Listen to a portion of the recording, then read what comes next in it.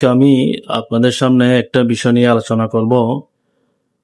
বিষয়টা হচ্ছে আমাদের সাধারণ মানুষ যারা সবাই মোবাইল ব্যবহার করি, তো মোবাইল ব্যবহার করার ক্ষেত্রে আমাদের প্রথমত যেটা প্রয়োজন হয় সেটা হচ্ছে ব্যাটারি ব্যাকআপ। ব্যাটারি ব্যাকআপ যদি ঠিক না থাকে তাহলে আমাদের মোবাইল ব্যবহার করা অনেক কঠিন হয়ে যায়। তো আমি আপনাদেরকে আজকে কিছু টিপস দেখাবো যেগুলো আপনারা ব্যবহার করলে আপনাদের ব্যাটারি ব্যাকআপটা অনেক কার্যকর হবে। তো আমি আপনাদের সামনে একটা পিকচার রাখছি, যেমন ধরুন এটা আমার মোবাইল, ঠিক আছে।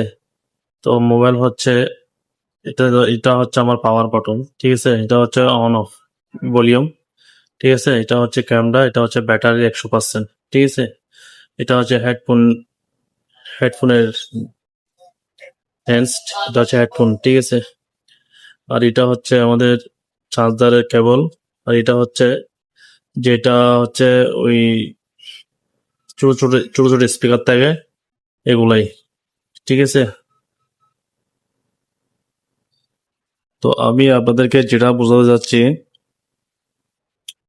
এখন আমি যদি আপনাদেরকে দেখাই, সাপোজ ধরেন আমরা সাধারণত যে ভুলগুলো করি আমরা, এটা মনে করেন আমার ব্যাটারি 100% চার্জ আছে, ঠিক আছে।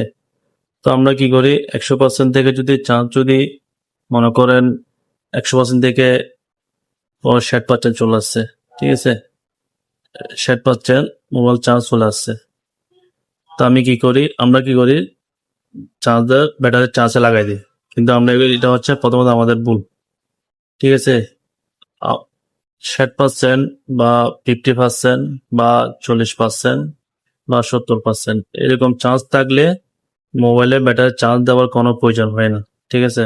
তো সাধারণত আমরা মোবাইলের চার্জ দেওয়ার নিয়ম হচ্ছে আপনার 100% চার্জ যখন হয়ে যাবে তখন আপনার ব্যাটারি যখন সারাদিন ব্যবহার করবেন, ব্যবহার করার পরে আপনি কি করবেন, আপনার হচ্ছে 30% বা 25% এরকম ব্যাটারি যখন চলে আসবে তখন আপনি মোবাইলে চার্জ লাগাবেন, ঠিক আছে।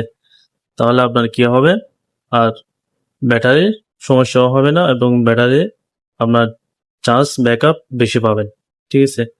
কিন্তু 60%, 70%, 40% বা 80% বা 55% এরকম মোবাইলের ব্যাটারি চার্জ আসলে আপনারা ব্যাটারি চার্জ লাগাবেন না, ঠিক আছে।